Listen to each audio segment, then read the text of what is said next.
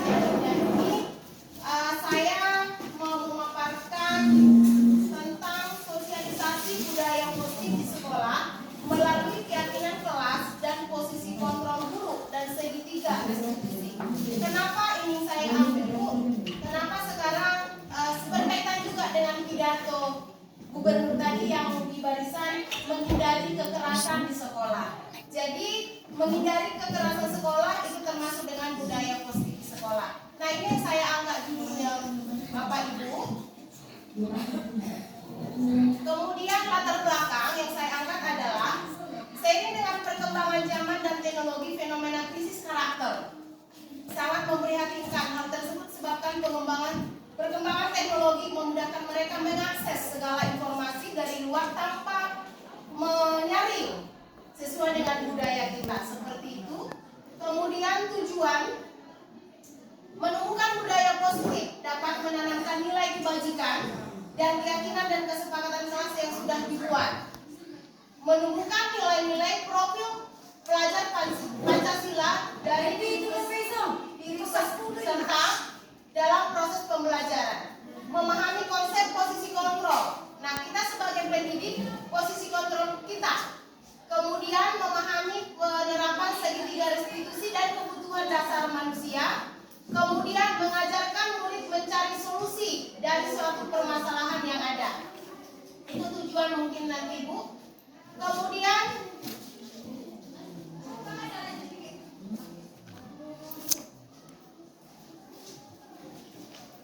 apa sih? Yang pertama, budaya positif.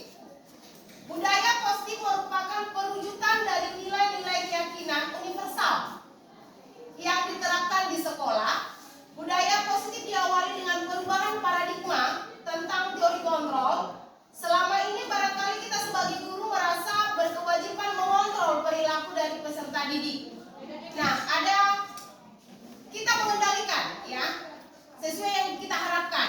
Jadi yang pertama yang masuk kepada budaya positif adalah perubahan paradigma stimulus respon, disiplin positif, keyakinan kelas, pemenuhan 5 kebutuhan dasar manusia, 5 posisi kontrol dan segitiga restitusi. Nah, yang saya angkat di sini tadi seperti judul tadi adalah melalui keyakinan kelas, 5 posisi kontrol dan segitiga restitusi.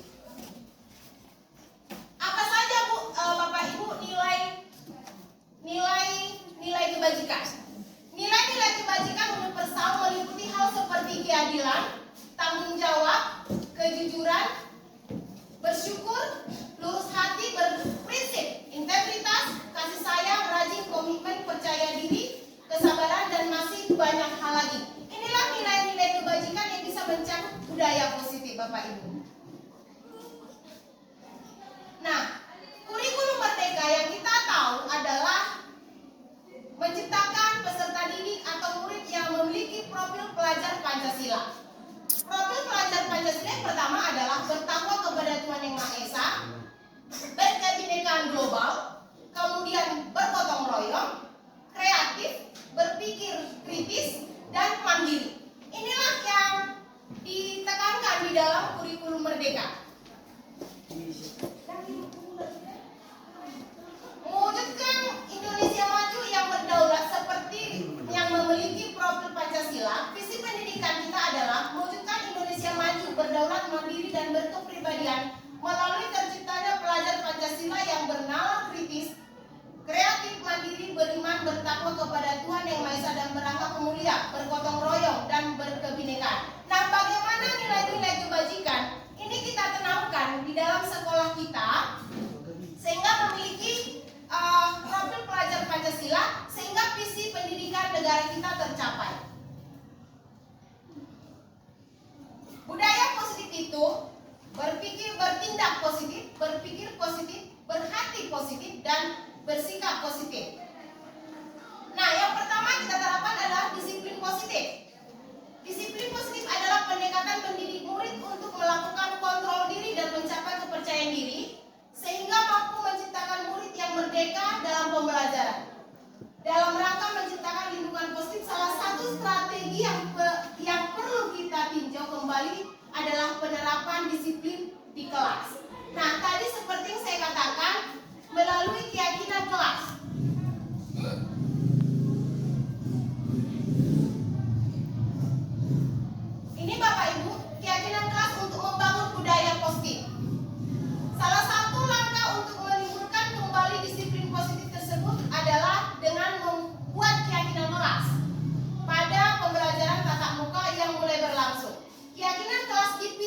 karena setiap tindakan atau perilaku yang kita lakukan di dalam kelas dapat menentukan terciptanya sebuah lingkungan yang positif. Perilaku warga kelas tersebut menjadi sebuah kebiasaan yang akhirnya membentuk sebuah budaya positif. Untuk itulah diperlukan penciptaan keyakinan dasar bersama di dalam kelas. Jadi kita sama-sama membuat antara yang pertama biasanya kita lakukan adalah peraturan kelas. Tidak boleh begini, tidak boleh terlambat, tidak boleh tidak upacara. Nah, peraturan kita ambil itu kita ubah menjadi bahasa yang positif. Contoh, kalau peraturan pertama adalah tidak boleh terlambat. Nah, kalau kita membuat keyakinan kelas itu menjadi bahasa yang lebih positif. Misalnya begini, saya malu terlambat, seperti itu. Kemudian tidak boleh telat mengerjakan tugas. Jadi dibuat anak-anak membuat pengumpulan tugas tepat waktu. Kemudian mungkin pembelajaran di kelas itu tuh boring. Misalnya matematika 3 les, biologi 3 les, mungkin boring. Maka anak-anak meminta misalnya di tengah pembelajaran kita ice breaking. Seperti itu. Jadi semua ide kita tampung, ya, Bapak Ibu. Ya, Bu. Seperti ini ada beberapa contoh di kelas yang saya masuki. Ada beberapa keyakinan kelas satu tadi disiplin positif untuk bisa kita menanamkan budaya positif di sekolah. Dengan adanya keyakinan kelas di setiap kelas, diharapkan dapat mewujudkan tujuan pendidikan yang berorientasi kepada pelajar Pancasila.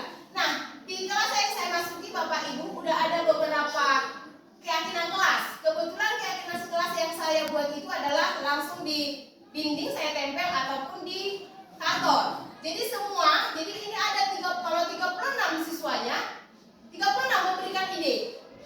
Dan satu-satu kami bahas, setuju apa enggak yang dibuat. Contoh, hari itu di kelas bisa sekali belajar di luar. Nah, itu permintaan siswa. Ya, sepakat. Kemudian sekali ice breaking.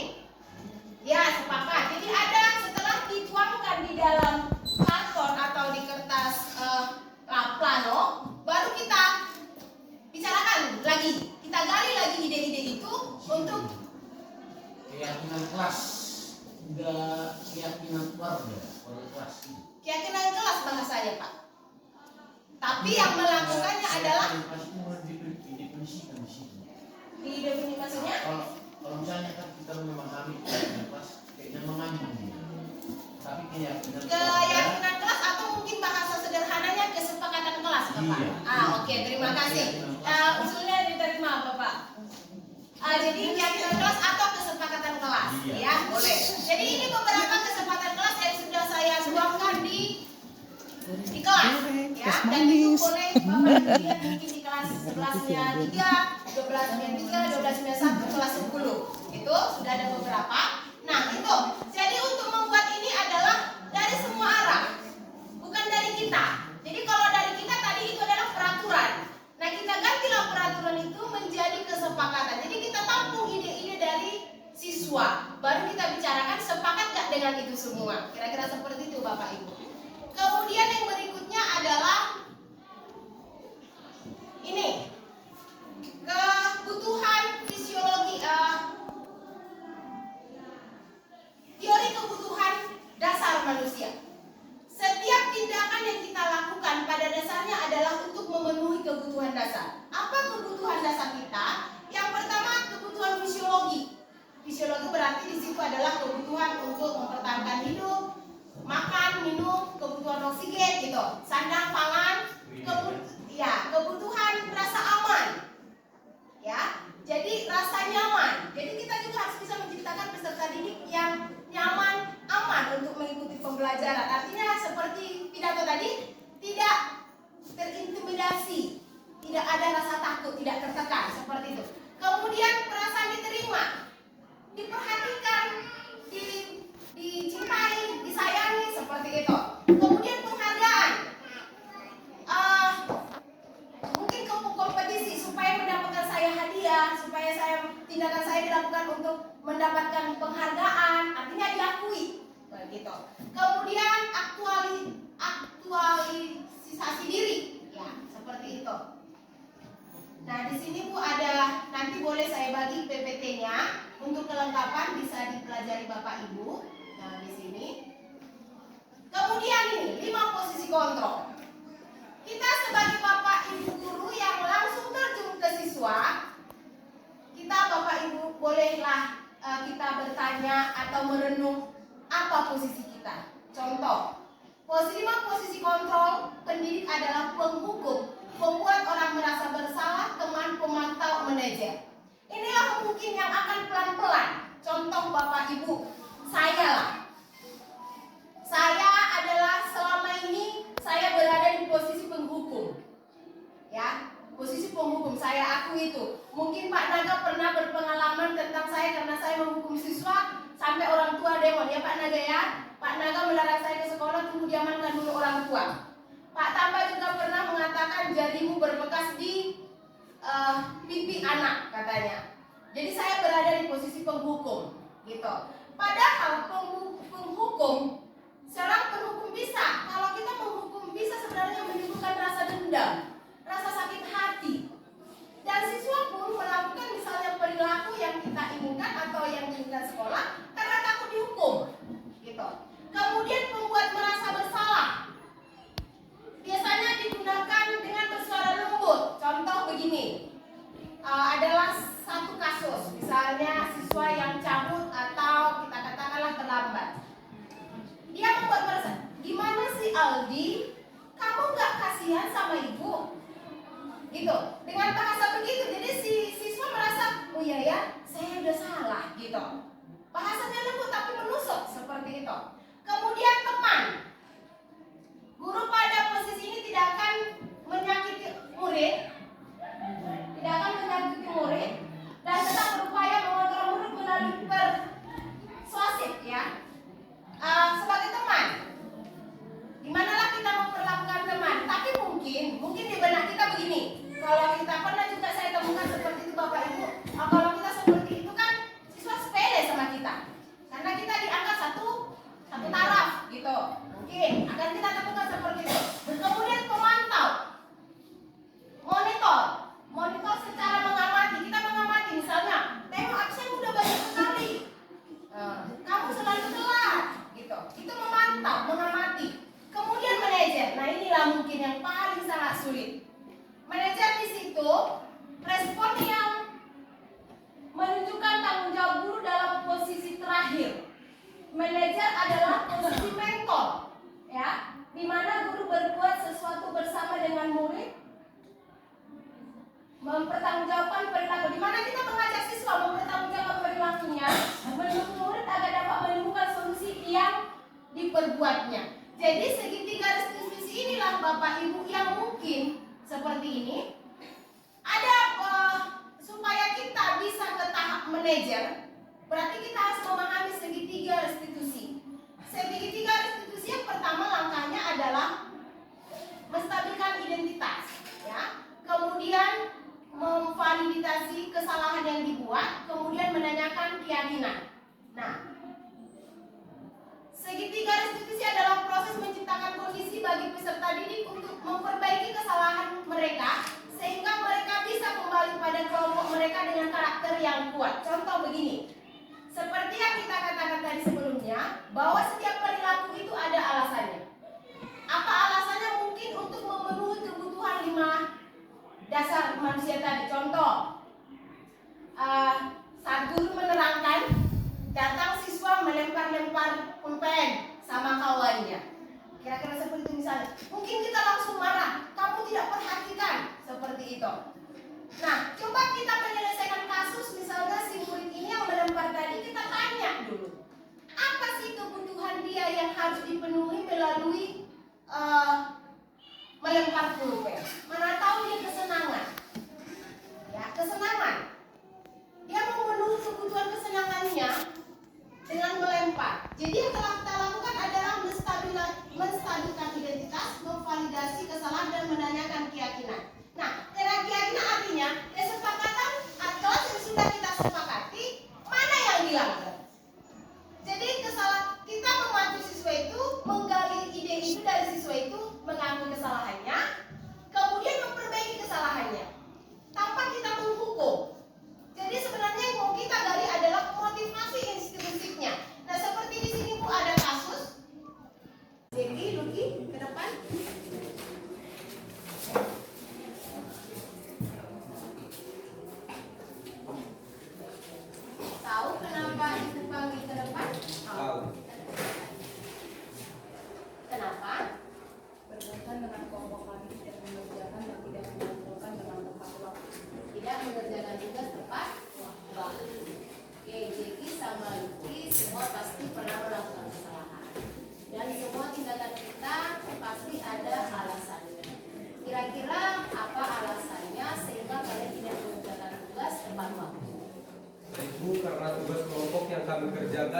dapat dipresentasikan atau tugas kelompok kami tidak dapat berfungsi dengan baik.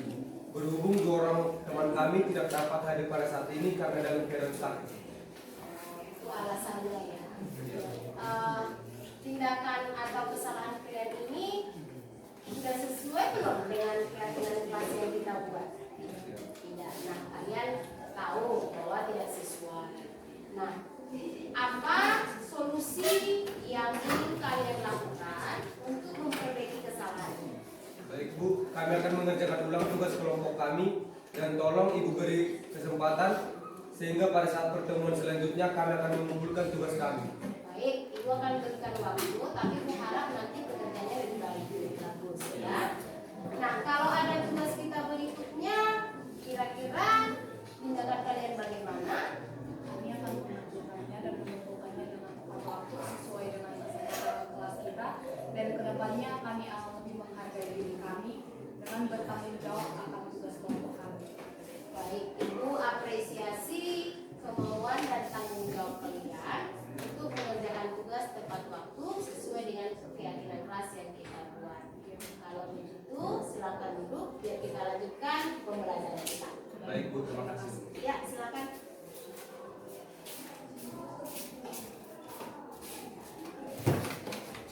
Hai, nama saya Jiki Krisna Simanulang. Dan saya Lucky William Manulang. Kami sangat merasa senang karena tidak dihukum secara fisik atau psikis oleh Ibu Adelina Simanjuntak saat kami tidak mengerjakan tugas kelompok. Kami merasa senang karena dapat mengikuti rangkaian langkah restitusi, sehingga kami memiliki ruang untuk berkomunikasi dan mengakui kesalahan dan memperbaiki kesalahan. Dan pada langkah rangkaian restitusi tersebut, kami diberikan motivasi oleh Ibu Adelina Simanjuntak sehingga kami dapat menerapkan nilai-nilai kebajikan, budaya positif, dan tanggung jawab akan perilaku yang telah kami lakukan. Dan kami merasa sangat senang dengan tindakan dan cara Ibu Adelina Simanjuntak dalam menyelesaikan masalah kami tersebut. Sekian dan terima kasih. Seperti inilah kira-kira contoh kasusnya.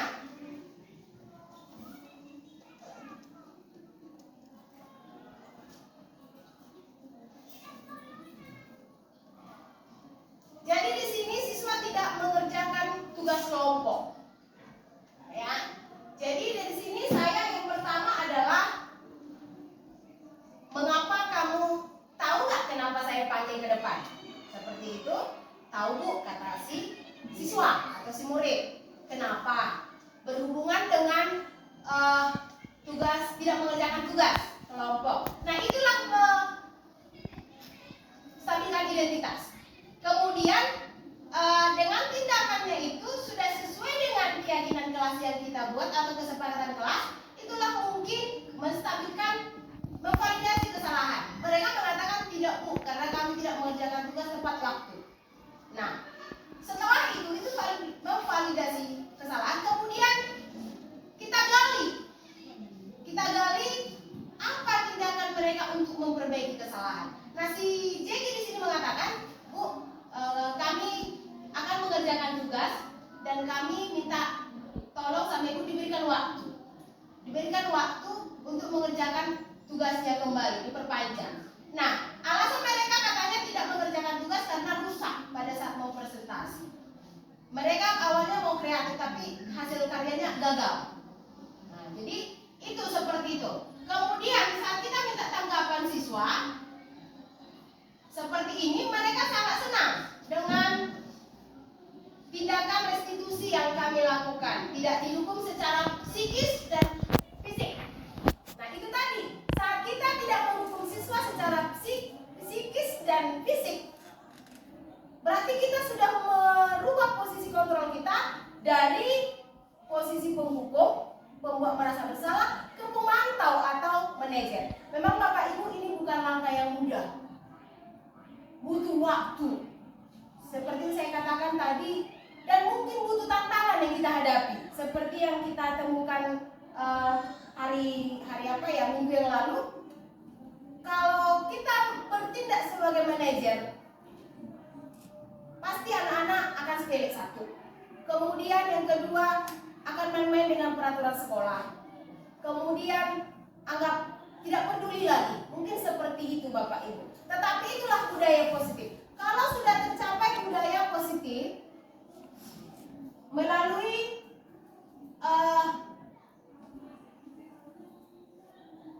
disiplin positif, posisi kontrol kita dari penghukum ke manajer, kemudian melakukan langkah-langkah restitusi, maka peserta didik akan merasa nyaman, aman dalam pemenuhan kebutuhan dasarnya atau di dalam mengikuti pembelajaran. Itu sebenarnya. Jadi sebenarnya di kurikulum Merdeka pun Bapak Ibu, menghukum itu boleh dibilang sudah tidak relevan lagi. Ya, sudah tidak relevan lagi, apalagi memukul fisik. Seperti yang pidato Bapak Gubernur tadi saat upacara, menghindari kekerasan baik fisik ataupun psikis, secara mental. Ya, jadi saat kita melakukan kesepakatan kelas, inilah yang mau kita harapkan. Kesepakatan yang kita buat di kelas, kita lakukan dengan penuh tanggung jawab bersama-sama. Jadi ide itu bukan dari kita. Kemudian saat kita berubah posisi kontrol kita mulai dari penghukum ke manajer dengan langkah restitusi, maka peserta didik merasa nyaman dan aman, dan mereka akan memiliki profil pelajar Pancasila, sehingga tujuan pendidikan yang saya paparkan tadi bisa terwujud. Kira-kira seperti itu Bapak Ibu, seperti yang saya katakan tadi, dan termasuk saya pelan tapi pasti untuk merubah posisi kontrol kita, untuk melaksanakan keyakinan kelas, kemudian melaksanakan langkah restitusi seperti itu Bapak Ibu. Kira-kira seperti itu Bapak Ibu. Jika ada tanggapan atau masukan atau umpan balik, saya mengharapkan umpan balik dari Bapak Ibu. Silakan Bapak Ibu.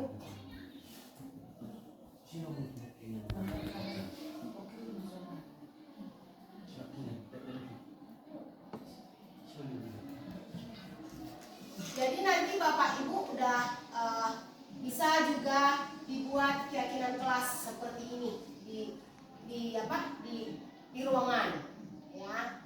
Untuk melihat contohnya bisa dilihat di kelas 11-3, 10-2, 10-3 dan 10-4, 12-3, 12-1. Sudah ada beberapa contoh keyakinan kelas atau kesepakatan kelas yang saya buat seperti itu.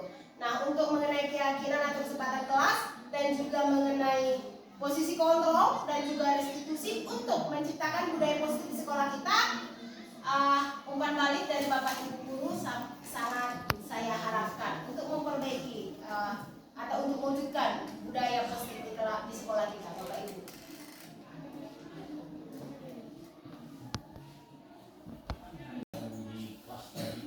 Iya, 3 tahun ini ya Pak. Ada di situ Menstabilkan identitas. Ini setiap kasusnya itu ya. Misalnya Iya. ada di situ kasus yang kita dapatkan itu terus kita laksanakan. Iya, pokoknya apapun kasusnya, misalnya cabut, kemudian terlambat, pokoknya kasus apapun. Artinya gini, maksud saya setiap masalah yang ada saat itu atau kejadian saat itu kita harus menstabilkan identitasnya, Ya. baru memvalidasi kesalahan dia. Artinya tahu dia memang dia betul-betul salah, Iya, ya kan? iya, Baru menanyakan keyakinan dia Iya. di dalam kesalahannya itu. Iya. Itu maksudnya. iya. Berarti setiap kasus. Siap kasus, artinya satu kasus satu segitiga restitusi gitu. Jadi jadi yang mau kita gali Bapak itu motivasi dari dalam diri dia sendiri, Oh, iya. gitu. Ada lagi Bapak Ibu? Iya. Ya silakan. Saya mau bertanya Bu tentang solusi untuk siswa yang tidak mematuhi kesepakatan kelas. Jadi kan kasusnya begini, di awal kita sudah punya kesepakatan kelas. Di awal pertemuan ajaran baru kita sudah punya kesepakatan kelas. Sama seperti yang sudah dikatakan tadi, siswa kasih ide, tidak pernah siswa kasih ide, akhirnya dikumpulkan jadi kesepakatan kelas khusus misalnya di pelajaran matematika. Dan setelah berjalannya kesepakatan kelas itu terjadilah pelanggaran dia, misalnya tidak mengerjakan tugas dengan sanksinya yang sudah disepakati, dia tidak melakukannya. Sekali, 2 kali, 3 kali berproses tetap memenuhi kesepakatan kelas tersebut. Kira-kira solusi untuk itu bagaimana? Ya, terima kasih Ibu. Jadi tadi kita buat dulu kesepakatan kelas. Kesepakatan kelas ini bisa kita tinjau ulang dari waktu ke waktu, ya. Bisa kita tinjau ulang karena beda-beda juga keyakinan kelas. Misalnya contoh di kelas 12B3 tidak minta belajar di luar, rupanya 12B1 minta belajar di luar. Nah, memang akan kita temukan pelanggaran. Akan kita temukan pelanggaran dari kesepakatan yang sudah dibuat. Dan pasti kita temukan. Disitulah Bu tadi di segitiga restitusi lah kita gunakan. Tadi seperti saya katakan, kita tinjau ulang kesepakatan kelas kita. Kemudian untuk mengatasi siswa yang selalu melanggar kesepakatan itu, tetap kita gunakan segitiga restitusi. Selain kita tinjau, tetap kita gunakan itu tadi. Dengan menggunakan segitiga restitusi, posisinya sebagai manajer, kita menghindarkan penghukuman atau penekanan secara fisik ataupun psikis seperti itu. Tetap kita kembali ke segitiga restitusi. Itu lagi bukan, jadi biasanya nih kalau kesepakatan kelasnya pasti tentang tidak mengerjakan tugas, pasti ada di dalam itu. Jadi ada 5 orang mengerjakan tugas dengan sanksi yang sudah disepakati kelas. 2 orang menaati sanksi tersebut, dan 3 orang sampai saat ini tidak. Apakah kesepakatan kelas itu bagaimana cara evaluasi kesepakatan kelas besar? Disitulah mungkin benturan yang kita temukan. Contoh, ada di kelas 12B1 ya Bu ya, sampai ada gelarnya 5 serangkai kalau nggak salah. Memang dari kelas 10 saya temukan ini tidak mau mengerjakan apapun. Dari kelas 11 juga begitu, tidak mau mengerjakan apapun. Dan gelar itu pun mereka dapat dari sesama temannya. Ya. Nah, sebelum saya mengenal ini tentang segitiga restitusi dan juga tentang keyakinan kelas, dulunya belum ngerti. Ya. Jadi masih di kelas 12 ya 1, saya ketemu dengan orang yang berbeda. Saya buatlah keyakinan ini. Saya buat keyakinan ini. Mungkin bagaimana cara kita, yang pertama kita sabar. Sabar, disinilah kita diuji Bu, sabarnya memang kita. Kemudian yang kedua, saya hari itu pernah seperti yang dulu bolak-balik. Jadi saya coba dulu. Kalau kesepakatan ini kayaknya udah cocoknya Ibu itu, gak ada yang perlu diganti katanya. Tetapi orang ini memang selalu tidak mau mengerjakan tugas. Jadi saya berpikir begini. Kalau saya buat dengan kekerasan tadi, berarti mereka termotivasi secara eksternal. Padahal kita motivasi internal. Nah, ini saya temukan Ibu, saya justru tidak memberikan tugas sama mereka. Nah, jadi saya tidak memberikan tugas sama saya bebas. Saya mau memacu. Saya nggak tahu langkah saya benar apa enggak. Saya mau memacu langkah mereka. Ini kalau nggak saya tugasi, kira-kira apa tindakan mereka? Nah, itu tugas kelompok juga Bu. Jadi saya gabung mereka yang kelompok. Jadi saat saya tidak kasih tugas, mereka jadinya bertanya Bu. Ya, kalau nggak salah itu Selpredo. Ya, Selpredo. Bu, tugas kami apa Bu? Loh, mau dikasih tugas, saya bilang. Mau Bu. Nah, saat saya tidak kasih tugas, artinya saya anggap udahlah, saya mau maju apa tindakan dari dalam dirimu. Saya tidak memberikan tugas samamu. Karena 5 orang ini, ya sampai 5 orang ini. yang selebihnya dikasih tugas. Saya kasih tugas. Nah, ternyata mereka jadi nanya ke saya Bu, kami kok nggak dikasih tugas? Jadi saya bilang, mau ada tugasnya Bu, saya bilang. Mau lah Bu. Dan memang kalau begitu kebetulan materinya sama, ada 2 orang kelompok yang sama, pilih dari yang 5 kelompok yang sudah kasih, pilih yang mana? Pilih yang mana, idemu yang mana, silahkan. Kalian sendiri yang membentuk seperti apa tugasnya. Pilih temanya, saya bilang. Dan syukur Bu, ternyata mereka berhasil. Dan mereka mengerjakan. Seperti itu mungkin cara saya hari ini. Kebetulan di kelas 12 si Alfredo, kita semua mengenal si Alfredo, Roni, sama si Amra. Ya seperti itu. Ada lagi Bapak Ibu? Jadi begini Bu, saya pun nggak di luar inilah dulu. Sebenarnya yang tadi arahan dari Kepsek itu juga bagian dari sini ya? Arahan kalau nggak salah pidato gubernur itu tadi ya Bapak Ibu. Kebetulan berhubungan. Kebetulan berhubungan. Sebenarnya materi saya ini semalam saya hubungi dulu kepala sekolah. Saya mau memaparkan tentang budaya positif. Nah, secara kebetulan pidato gubernur melalui pembina tadi, ibu kepala sekolah, menyangkut menghindari kekerasan di sekolah dan berhubungan dengan budaya positif yang saya paparkan. Secara kebetulan jadi plot dia. Oke. Terus kan Bu, ini kan tujuannya, ini kan bakalan kita terapkan di sekolah kita ini, Iya, betul. kan? Terus kan berarti kesimpulannya kita tidak lagi menggunakan hukuman kepada siswa yang tidak mau melakukan apa yang kita bilang, dan itu harus berdasarkan kesepakatan kita dengan siswa. Iya. Nah, untuk menyampaikan kesepakatan ini, apakah itu disampaikan ketika kita proses belajar mengajar atau memang ada satu momen yang memang tujuannya untuk mensosialisasikan itu ke seluruh siswa kita yang ada di sekolah ini? Atau memang kita masing-masing guru maper yang menyampaikan itu ke siswa? Boleh Bu. Kalau saya hari itu memang buat setelah saya memahami. Kalau dulu memang kita kan seperti saya bilang tadi, kita sering melakukan itu ke siswa tapi tersirat, ya. Dan sering itu berupa peraturan. Tidak boleh alfa, kita wali kelas. Tidak boleh terlambat, satu arah. Dan itu biasanya tersirat. Nah, setelah saya mempelajari tentang keyakinan kelas ini, Bu, ternyata nggak boleh. Kalau dia perintah itu satu arah. Tapi kalau kesepakatan kelas, itu semua warga kelas. Dan kalau sudah satu kelas sudah melaksanakan keyakinan kelasnya, otomatis nanti pelan-pelan secara global ke sekolah kita. Seperti karena hampir samanya semuanya Bu keyakinan kelas itu. Pokoknya untuk menumbuh kembangkan nilai-nilai kebajikan. Jadi dari semua arah, contoh 36 siswa seperti yang saya buat itu Bu, dari 36 siswa. Oke, silakan. Apa kesempatan apa? Memang saya utarakan dulu hari itu sebentar waktu les mau masuk kelas pertama.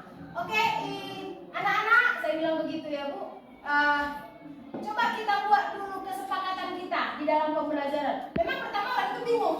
Saya kasih Bu kertas origami, saya kasih kertas, saya ambil karton seperti itu. Kemudian apa yang ditulis? Memang saya terangkan dulu sedikit. Apa maunya kalian? Jadi sekarang dalam pembelajaran ini bukan maunya kita, tetapi maunya siswa. Apa maunya kalian? Seperti apa kemauan kalian dalam pembelajaran kita? Silakan dituangkan di kertas ini. Tapi yang mengandung nilai-nilai kebajikan. Contohnya seperti saya ibu kasih contoh. Contoh, saya malu terlambat. Nah, itu tadi mengubah peraturan menjadi bahasa yang positif. Seperti itu. Jadi boleh kita utarakan dulu. Mungkin anak-anak belum mengerti. Seperti itu. Oke, jadi kebetulan Bapak Ibu masukan ini ya Bu. Ya, CGP. silakan. Ini kan memang menyangkut tentang kualitas sekolah kita juga, Iya. ya kan? Juga cara-cara guru supaya belajar itu menyenangkan. Iya. Nah, kalau bisa maunya sosialisasinya itu langsung pada saat gurunya semua bisa mencermati itu. Oh, boleh Bu, boleh Bu. Supaya kita satu ide, Iya, satu iya. cara untuk membuat anak itu jadi nggak perlu lagi hukuman, harus Iya. ada perubahan setelah Iya. CGP apa? CGP. Jadi semua ibu anak CGP ini Iya. menuangkan ilmunya ke kita. Iya, seperti itu Bu. Memang sama seperti yang saya katakan tadi. Dulu saya berada di posisi penghukum. Sikit-sikit memukul, sikit-sikit menghukum, sikit-sikit membuat merasa bersalah. Tetapi saya setelah mempelajari ini Bu, dulu Bu pengalaman saya kan, saya pernah refleksi kepada siswa, kenapa ya kalau saya piket, kalian langsung diem semua? Gitu. Jawabannya adalah, iya Bu. Karena dia dominan. Iya, begitu Ibu berdiri di lapangan, kami takut kali Bu. Jantung kami Setiap hari misalnya wajib. aman. Jantung kami Kali enggak. Jantung kami deg-degan gitu. Jujur Bu, dulu saya bangga dengan itu. Siswa takut. Nah, setelah saya mempelajari ini jujur Bu ya, saya malu. Dan dulu di tas saya Bu selalu ada permen. Permen siapa yang aktif, siapa yang menjawab pertanyaan benar, siapa yang selalu saya kasih hadiah. Ternyata itu juga kurang dibenarkan Bu. Kenapa?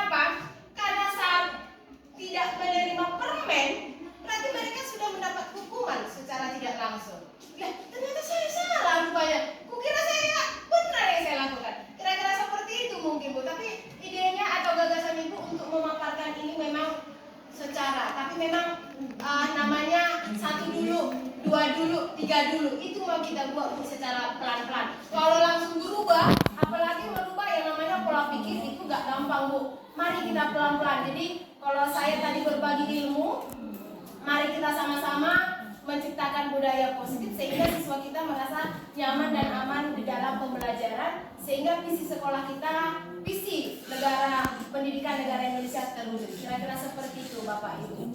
Masih ada Bapak Ibu? Jadi untuk memperjelas yang dibilang Ibu MP, jadi ini kan strategi kita sebagai guru. Artinya bukan sebagai bahan pelajaran, tapi untuk kita pribadi supaya bisa kita belajar dapat hasilnya, bisa menguasai kelas itu maksudnya kan? Iya, jadi jadi dengan ini semua bisa kita itu tadi nilai, ada sedikit saya tambahkan nilai dan peran guru. Nilai dan peran guru sebagai pemimpin pembelajaran, menjadi coach. Ya, jadi dengan kita melakukan kesepakatan kelas di situ kita sudah melakukan kepemimpinan pembelajaran seperti itu, dan sudah menciptakan pembelajaran yang menyenangkan. Kira-kira seperti itu. Oh, oke.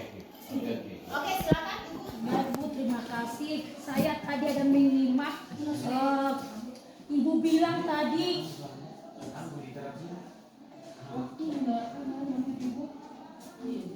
mampu sedikit. Ibu bilang tadi ketika masuk pembelajaran Ibu ada kasih permen. Itu kan sebuah reward ya Bu ya, kasih permen. Tadi Ibu bilang itu salah. Kenapa salah Bu? Iya, makanya saya bilang tadi kan Bu, kalau sebelum saya mempelajari ini, itu menurut saya itu suatu kebenaran. Artinya supaya memacu anak didik untuk lebih giat lagi belajar. Nah, praktik itu adalah yang kita buat adalah motivasi eksternal. Jadi yang saya lakukan itu adalah motivasi eksternal. Padahal yang mau kita gali adalah motivasi intrinsiknya. Seperti itu, Bu. Jadi kalau motivasi eksternal artinya gini, seperti yang saya katakan tadi, dia perilaku itu dilakukan karena takut hukuman, satu. Yang kedua untuk mendapatkan penghargaan. Yang ketiga itu. Jadi ini termasuk motivasi eksternal dari luar, bukan dari dalam dia. Berarti kalau tidak ada permen, dia nggak mengerjakan. Gitu. Jadi kalau kita kasih nilai kayak mana? Misalkan ada yang maju langsung kasih checklist nilai kayak mana itu Bu? Itu. Apa bedanya dengan permen yang tadi? Ya, kalau menyangkut nilai itu sudah hal yang sepatutnya. Tetapi saya kaitkan dulu dengan filosofi Ki Hajar Dewantara. Nah, kalau pembelajaran kita semalam adalah sebelumnya, mungkin Bapak Ibu sudah menonton YouTube saya tentang Ki Hajar Dewantara ya, filosofi pemikiran Ki Hajar Dewantara. Kita dulu ada mengejar angka, itu tadi angka. KKM, lintas KKM, nilai yang tinggi, nilai yang bagus gitu. Tetapi setelah kita pelajari tentang Ki Hajar Dewantara, kita mau menciptakan pembelajaran yang berpusat pada siswa dan juga bukan mengejar angka, tetapi ke karakter, gitu. Ke menggali karakternya menjadi karakter yang itu tadi, yang mempunyai nilai-nilai kebajikan atau yang mandiri, inovatif, kreatif seperti itu, Ibu. Jadi itu tadi seperti saya juga pernah melakukan itu, tetapi setelah mempelajari ini berarti itu sudah termasuk hukuman. Yang tidak dapat permen, mereka sudah dihukum secara tidak langsung. Memang agak susah memang mungkin kita pahami, apalagi kita terapkan, karena kita tidak terbiasa menghukum, terbiasa memberikan hadiah, gitu. Tetapi mari Bu, pelan-pelan memang kita ubah paradigma kita seperti itu. Nah mungkin kalau sampai di tas saya pun masih banyak permennya Bu. Tapi setelah saya pelajari tentang ini, saya pelan-pelan mengubah. Saya mau bukan motivator secara eksternal, tetapi bagaimana supaya semua digali dari siswa itu, motivasi intrinsiknya. Kira-kira seperti itu. Baik, terima kasih buat kesempatannya. Enggak ada snacknya. Yang pertama, sebenarnya bukan hanya dulu ya, tapi kita sekarang ini lagi sharing ya, bahwa memang pada kurikulum 13 kita itu menggunakan sistem penilaian